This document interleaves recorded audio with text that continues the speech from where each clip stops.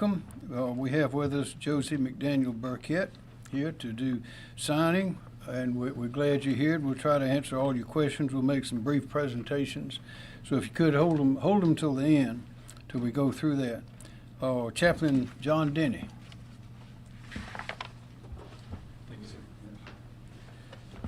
Good afternoon. In Hebrews and also in the Old Testament, Noah was warned concerning events yet to come in a storm. So in unseen reverent obedience, he constructed an ark. And that ark saved him, his house, and his household. Noah was prepared. If you're a praying person, please pray with me. Great Creator, we don't know what the storm is going to do, but we do know what's coming. We're warned. Help us to practice sound judgment with those warnings. Let us be obedient to those warnings and be prepared. Those preparations may help to save our household or the household of others. Watch over us as we watch over one another. And I pray this in your mighty name. Amen. Thank you, Chaplain. Well, we have a lot of answers, a lot of information for you. We do have quite a storm coming. It's not a hurricane wind, but those categories 1, 2, 3, 4, and 5, those measure only the wind. They do not reflect the water at all. But we've got a lot of water coming, and we had a lot of water in 2015, as you remember. We had a lot of water in 2017, and the results overcoming all of that took weeks sometimes, or sometimes even longer. But we are prepared. We have everyone is on deck. We've gone through these things many times before. We know we have a lot of new people in the state, so we ask the new people particularly to learn about what you're supposed to do. You can go to the website. We'll go into all that. They have brochures at some of the grocery stores or drugstores that are very helpful. But the main thing to remember is to get your information from official sources only. Don't listen to someone who may not be fully apprised of exactly what the facts are, what the implications are. We'll be opening shelters. The school closings, those sorts of things will be open to the local government. But I assure you that the team that we have in South Carolina, much of which is reflected by the people that you see here, is experienced, dedicated, and ready to work. And we communicate, collaborate, and cooperate better than anybody in the country, and that's why we've been able to withstand a lot of the things that have come our way. And this is yet another one. We're not sure. We won't know until it happens, but it may be that this is the most water we've seen for a long time. Maybe. We don't know. So stay alert, stay tuned, and stay safe. And now John Quirello, we refer to him as John Q sometimes because Quirello is hard to say, but he's here and he has a lot of information you'll enjoy listening to. John. Thank you, Governor. John Quirello with the National Weather Service. So there's the potential for historic rainfall, which is likely to result in areas of catastrophic flash and urban flooding this week in association with Tropical Storm Debby. Debby made landfall in the Big Bend area of Florida this morning at 7 a.m. as a Category 1 hurricane, but has since weakened to a tropical storm. Debby will move across northern Florida and southeast Georgia tonight before emerging over the Atlantic tomorrow. Unfortunately, Debby will linger just off the South Carolina coast for much of the midweek period before possibly moving back on shore somewhere along the northern South Carolina coast or possibly even the southeast North Carolina coast late Thursday night into Friday. So given the slow movement of Debby off the South Carolina coast, we're confident that there will be a prolonged period of impacts through late week. These include tropical storm force winds and storm surge along the coast, a few tornadoes, and of course, as I mentioned, the threat of catastrophic flash and urban flooding. Rainfall amounts could exceed what some locations have ever experienced in the past, with a widespread area of 10 to 20 inches, with locally higher amounts up to 30 inches possible through Friday across the eastern half of the state, especially east of, I'd say, the I-20 corridor or so, with the highest amounts in parts of the low country. Potentially life-threatening flash and urban flooding could quickly develop, causing vehicles to become stranded or roadways to become washed out. Water could also quickly enter and rise in homes and businesses, especially in flood-prone locations. River flooding is also expected to develop this week and could persist longer term, potentially isolating some communities. Please be aware that the majority of the tropical-related fatalities in South Carolina over the past 10 years have been a result of freshwater flooding like we're going to experience later this week. While these rainfall totals could rival amounts seen during the 2015 flood, it should be noted that no two storms are alike, and different areas could experience flooding with this event. In fact, it's very likely that some areas that have never flooded in the past will be impacted this time. In addition to the flooding, tropical storm force winds are possible along parts of the South Carolina coast, with widespread gusts of 25 to 30 miles an hour expected across the rest of the state. Although these winds aren't particularly strong, given heavy rainfall, it's very likely that trees and power lines could be down, resulting in power outages. Storm surge flooding of 2 to 4 feet above ground level is expected midweek along much of the South Carolina coast. This could add to the flooding concerns in coastal communities. Finally, there is a threat for a few tornadoes through midweek, especially today and this evening along the coast. We want to urge residents and visitors to limit travel throughout the week. Be prepared to quickly move to higher ground if flooding develops, and never drive through flood waters. More information is also available on weather.gov. Thank you. Thank you, John. Just a few more points. You noticed he said catastrophic flash and urban flooding. And also he said we may have severe flooding in areas never flooded in the past. So the point there is that we don't know exactly how much water is coming, but we know it's going to be a lot. And in some places the ground is wet, meaning it won't get absorbed. In some areas there may be drains, there may be runoff problems on our highways. Sometimes there can be water on the highway, maybe just an inch or two that you can't even see until you're in it. So it's more important than ever to don't speed, stay off the roads if at all possible, never drive through water. We've had people drive in the water and there's a big hole there and there they go, or the engine floods out, and we had to take some people off of a roof of a car out on a rural road one time. We were circling around in the helicopter, and as we were circling around, they were getting higher and higher up on the car, and we got them out just in the nick of time with some boats that came in.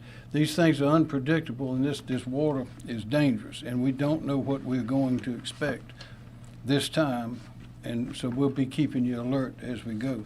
Just a few other things. I mentioned monitor only the official sources. Don't listen to opinion from people who may be misinformed. We can expect, as we say, flash flooding, which is highly dangerous. It can take a car off a road. We know we're going to have power outages, but the power companies are ready for that. We're getting the shelters ready. If you're in a low-lying area that usually floods, you be sure to know what your emergency plan is, what you need to take with you, what you could do with your pets, what you need to do with your medicines, where your children are, where your parents are, all those things. Make those plans now, because it might be very hard to do it later. And remember that you and your vehicle, as I've mentioned, can be washed away off of that road. And also, John Q mentioned tornadoes. We don't see too many of those, but we're likely to see some of them this time as well. So this flood, this is an animal that we don't think that we have seen before. So we must be very, very prepared, and that means not only those of us that are involved in these services, but also the everyday citizen out there needs to be alert and be prepared. And now, Kim Stinson, Head of Emergency Management Division. Yeah, thank you, sir. As the governor said, Kim Stinson, State Emergency Management Division. Tropical Storm Debby is certainly on its way here, and we cannot stress enough how serious the flooding threat is here in South Carolina. This storm may not have the high winds of a hurricane, but it has the potential to cause life-threatening floods across the state. And would like to emphasize that Tropical Storm Debby is not just a coastal event, but it's a statewide event. South Carolina has many areas vulnerable to flooding, from coastal communities to the inland rivers, and we've seen that in the past. This storm certainly could bring rainfall that overwhelms our drainage systems, leading to flash floods, which can happen with little or no warning. The governor mentioned the 2015 flood. We expect some of the impacts to be similar to what we saw during the 2015 flood, what we experienced in 2015, but except the areas are probably going to be a lot different than they were the last time, but certainly the roads and the floods and people's homes damaged. If you live in a flood-prone area or in a low-lying area, identify higher ground where you can seek safety if needed, just as the governor said.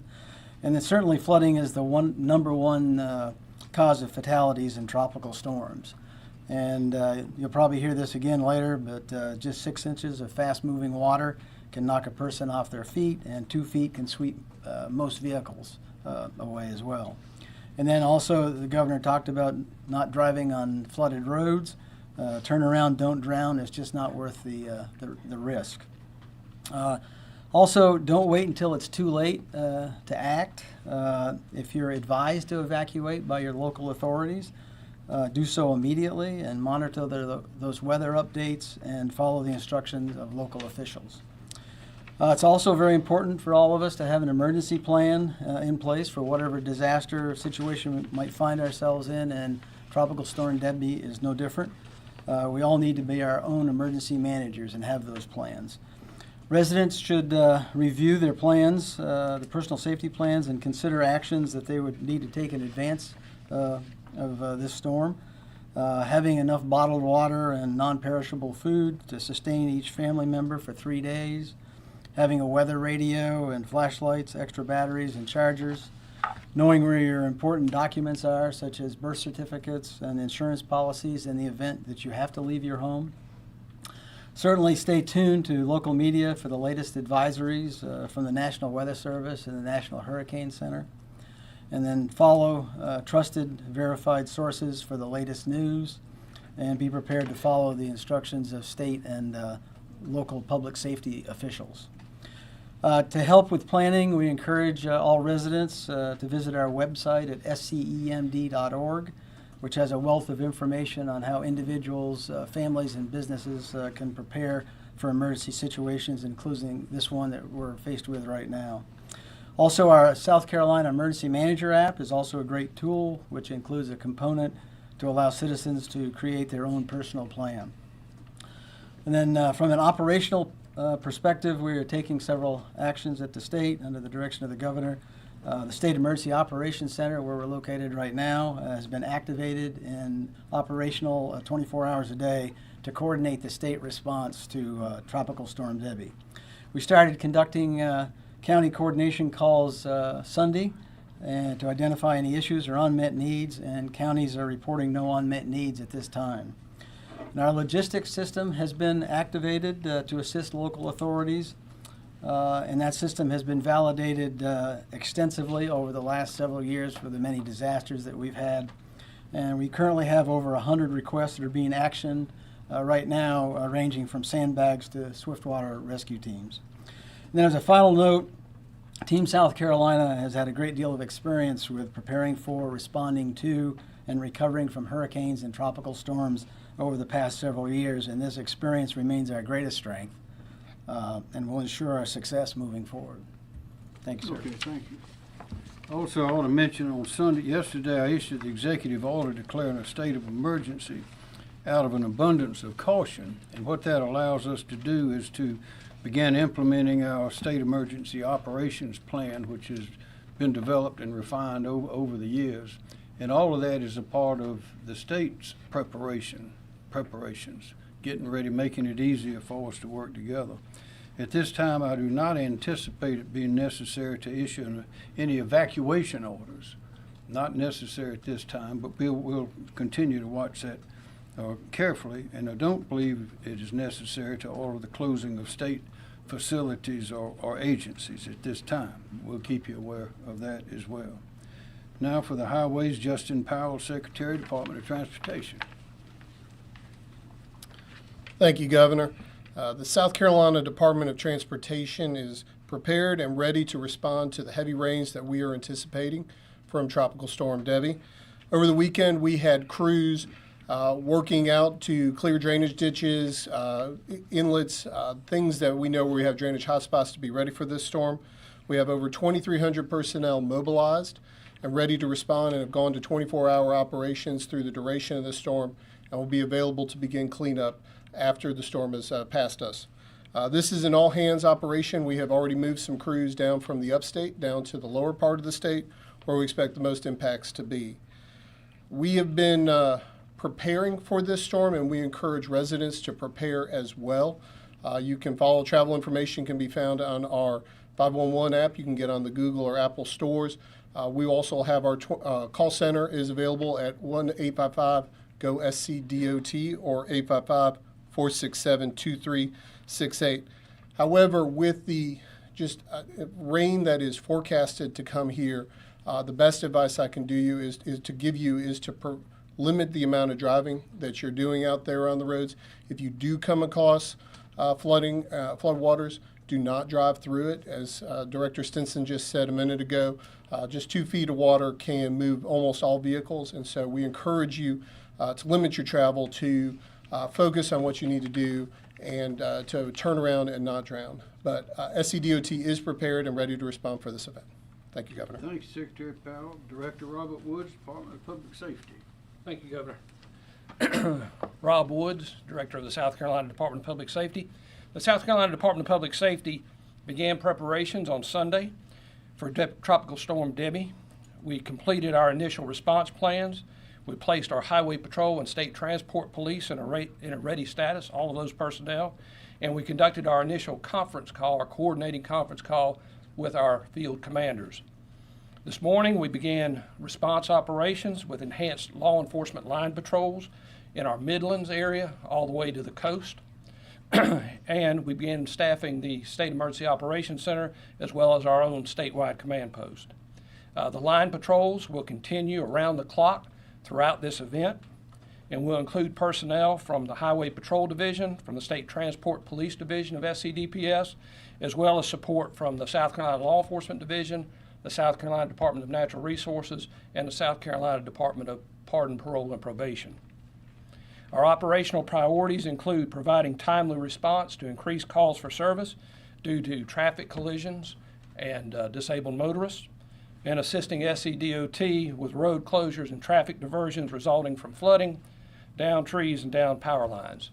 Currently, we have 197 personnel deployed for our first operational period during the day shift, 7 a.m. to 7 p.m., and again, that's from the Midlands to the coast.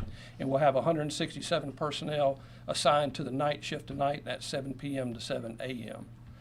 Just to reemphasize this point, highway safety is a partnership. It's a partnership between law enforcement and the motoring public. As has already been mentioned, every agency that's represented here has gone to great lengths to prepare for this event, and we just ask the public to do the same.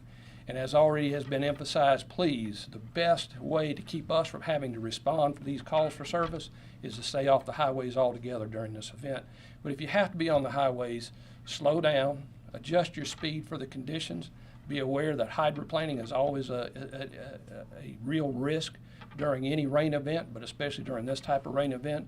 And as Secretary Powell mentioned, if you see water standing on the road, don't assume you can go through it. Turn around, don't drown.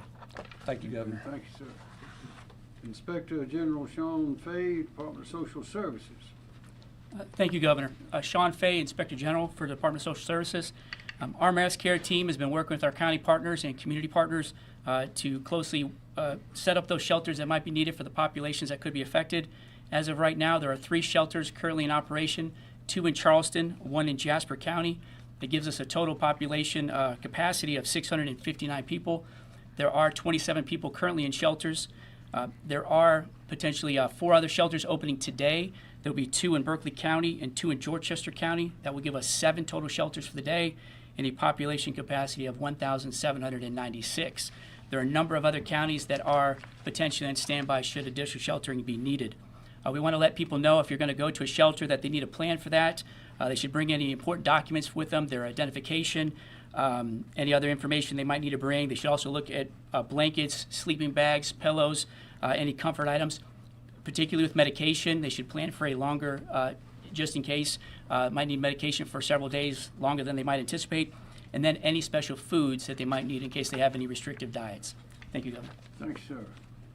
Director Myra Reese, Department of Environmental Service. Thank you, Governor. The South Carolina Department of Environmental Services is prepared and continues to work closely with the Governor's Office, SEMD, with our fellow state agencies, and with local officials around the state as we prepare for Tropical Storm Debby. As you've heard, this storm is a slow-moving storm with significant rainfall projections, and the uniqueness of this storm is really what informed our preparedness priorities over the weekend, including dam safety, continuity of operations at our state's water and wastewater facilities, and coastline impacts. Beginning with dams, communications with dam owners of our 2,400 regulated dams started Sunday afternoon, where we advised owners to be vigilant, keep their eyes on the dam, keeping spillways clear of debris, and keep them flowing. Also assessing the water levels now, and consider lowering those water levels while coordinating the release with downstream dam owners. And I will say that we are hearing back from dam owners and neighbors, and they are heeding our advice. And I want to personally say how appreciative we are for the response and the commitment of our dam owners in South Carolina. Dam owners should be checking on their dams throughout the event, as conditions can rapidly change. Today, our team conducted pre-storm assessments of some dams that we felt like might be vulnerable to this type of intense storm, and we're working with the owners to advise them if any additional steps might be recommended to minimize any impacts. We have a 24-hour emergency number to report problems with the dams, 803-898-1939, and we're manning that 24/7. As far as drinking water and wastewater facilities, we're working very closely with our more than 2,500 drinking water providers and approximately 1,500 wastewater providers, providing assistance as they prepare and implement their emergency plans. We also are working with our collaborative partners, including South Carolina Rural Water Association, SC Warren, which is the Wastewater Agency Response Network, to offer assistance during and following the storm. The focus is threefold: on preparedness, to maintain operations, to respond to unanticipated impacts, and provide recovery as quickly as possible to maintain the delivery of clean water and wastewater services to communities across the state. Coastal properties, we also are focusing on our 180 miles of coastline, and concerns from residential and commercial property owners who have concerns about impacts from storm surge. Today, we have issued emergency orders for coastal property owners along the immediate beachfront, allowing actions now. These orders allow minor renourishment, sand scraping, or installation of sandbags to provide temporary protection to beachfront structures. These orders will remain in effect for 30 days. And then in closing, just want to say that we are interacting very closely with local emergency response officials to communicate potentials for all environmental hazards, and we appreciate the great Team SC effort and all the coordination that's occurring. Thank you. Thank you, Ms. Reese. Director Emily Farr, Labor Licensing and Regulation. Thank you, sir. I can provide an update on the preparedness that we have for search and rescue efforts that may be required after this storm. That being the Department of Labor Licensing and Regulations Division of State Fire, which has been working with the state search and rescue teams and local fire departments since last week to ensure we have as many resources as we can to respond to what may be swift water rescues, flooding, structural damage, etc., that may occur after this storm. The state has regional search and rescue teams that have swift water rescue capabilities in Columbia, Charleston, Myrtle Beach, and Hilton Head. Those are going to remain in their home areas to respond to the storm there. But we also have a state search and rescue team as well as a regional team from Greenville that are already responding and will be in place later today to support the needs of our local responders. Given the flooding predictions and the response currently anticipated by the storm, we've recognized our in-state resources are already committed, so we are reaching out to make sure that we pull in as many other resources as we may need from other states and from FEMA. So to that effect, we have already sent requests to other states for their search and rescue and swiftwater boat teams. And we have teams now coming from Tennessee, Alabama, and Michigan to assist us. By early this evening, we will also have 5 FEMA search and rescue teams with swiftwater boat capabilities at the State Fire Academy here in Columbia. They are currently just using the location as a place to pre-stage their assets to respond throughout the Southeast where they might be needed. But given the weather projections currently in South Carolina, we anticipate requesting that FEMA dedicate some of those resources to South Carolina's response needs. All this is to say that we continue to assess our in-state resource needs in contact with fire department chiefs and our county emergency managers in the affected areas, as well as requests that are coming to the state's Emergency Operations Center to ensure that we do all we can to prepare and be ready to respond to the storm. Thank you, Governor. Thank you, ma'am. Van McCarty, Adjutant General. Thank you, Governor. On behalf of the soldiers, airmen, and employees of the Military Department of South Carolina, we are prepared to support Team South Carolina response to Tropical Storm Debby. Our Operations Center is currently open and operational. We have sent out warning orders to all of our units to be prepared to get their soldiers ready and to prepare their equipment for possible mobilization. We're currently in the process of mobilizing approximately 300 soldiers to provide high water vehicles, which are normally used in floods to help evacuate folks that may be in stranded locations. We'll have recovery vehicles that will be able to help recover equipment, vehicles that may be stranded due to being in water areas that they shouldn't have been in. We will also have aviation assets available to support the SC Heart mission that Director Farr just spoke of, and we'll have some limited engineer support, and our liaison teams will be deployed to the counties to help facilitate our response. Our position is, again, about 300 soldiers, but we have significant capability to grow that force as necessary, both in numbers and equipment, and we're prepared and we'll continue to monitor that. Also, the South Carolina State Guard is available to support the state in this response. Thank you. Okay. Well, does anyone have any questions? This is a question for, I guess, other folks. You talked about some of the areas that there will be similar impacts like 2015, but the areas will be different. Is there any particular neighborhoods, any areas in the state that you all are most concerned about, that you feel like residents really need to heed the warnings much more seriously? Well, and you've probably seen the graphics on it, but down in along Beaufort up to Charleston, they're expecting in some areas as much as 30 inches of rain, so that's pretty significant. That's more than we saw in 2015 in any area. I think the top number there was about 26 inches, and it was more along the lines of about 20 inches on that. But certainly that area down in there is going to receive a lot of rain, and is probably going to need some assistance as we proceed through this operation. Okay. Next.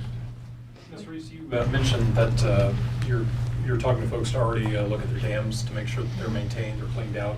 I know you said that you're already starting to release some water from those dams and spillways. Are there any areas that are of significant concern for you, and are there any neighborhoods or other areas that would be negatively affected by releasing some of that water?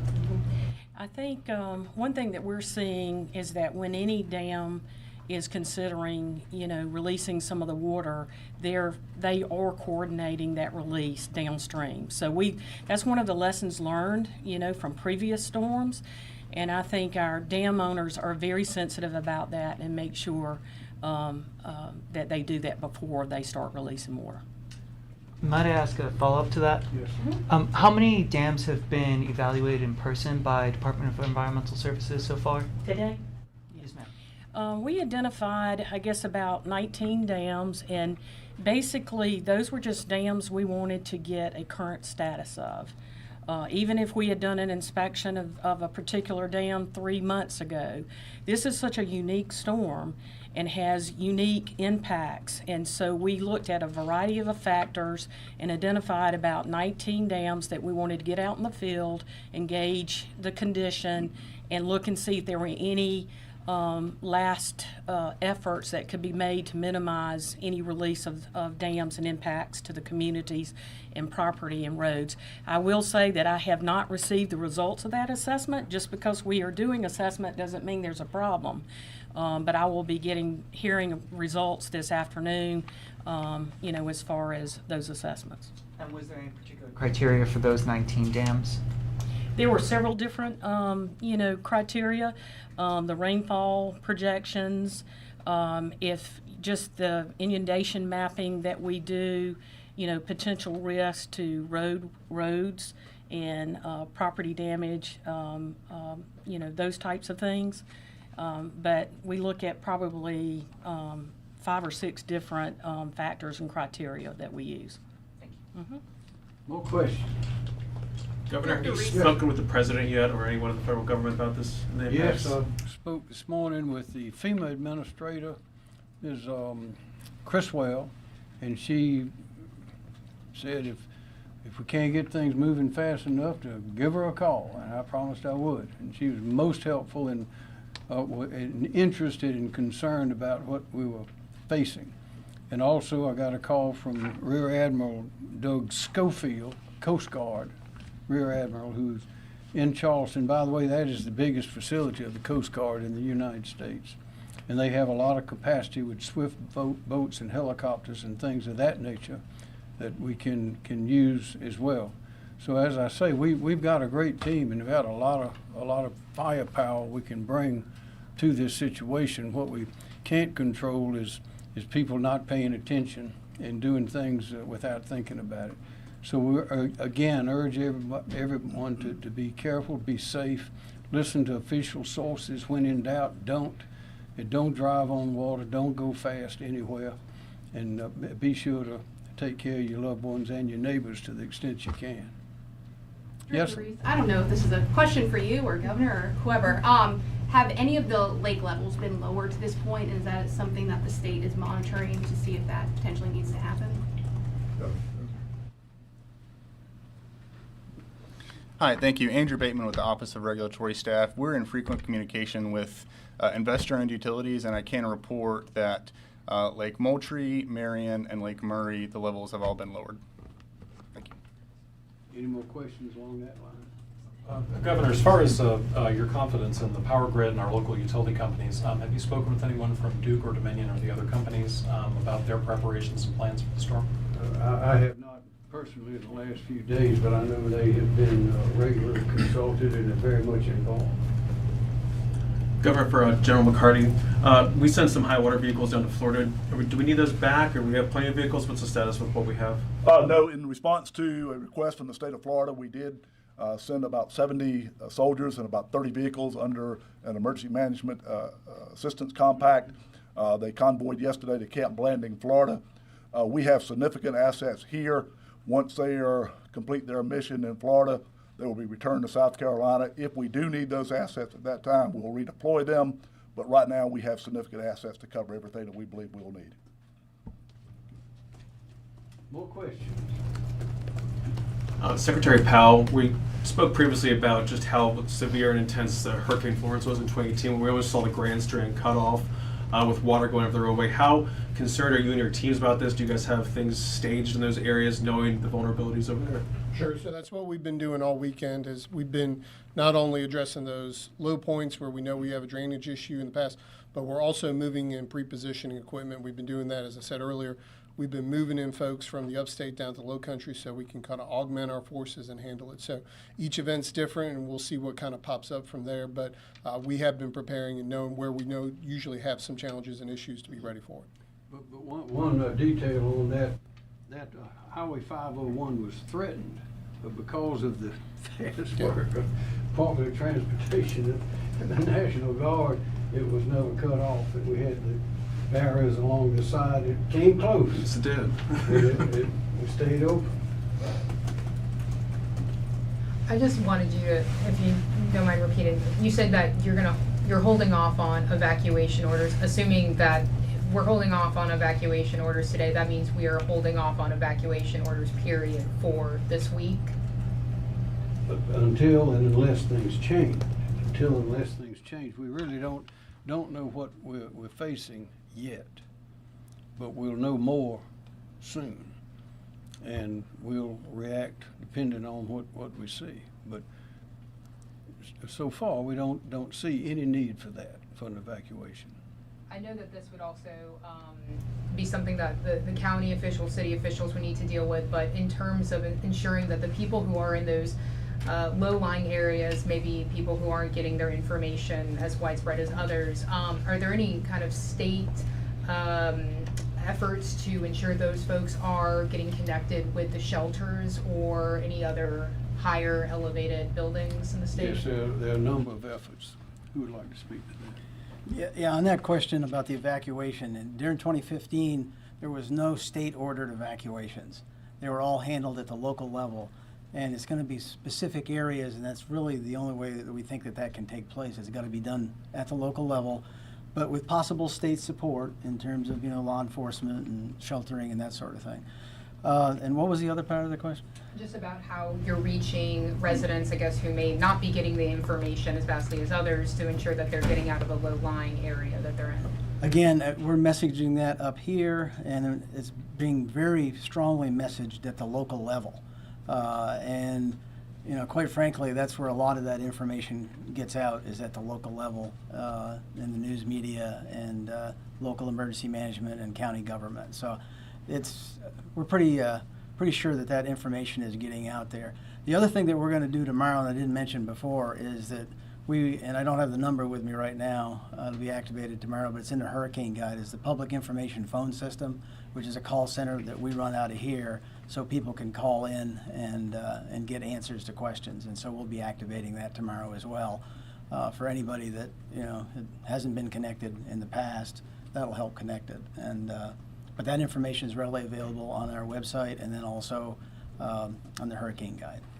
And as far as information getting out, y'all have all been in the big room in there when we do those things.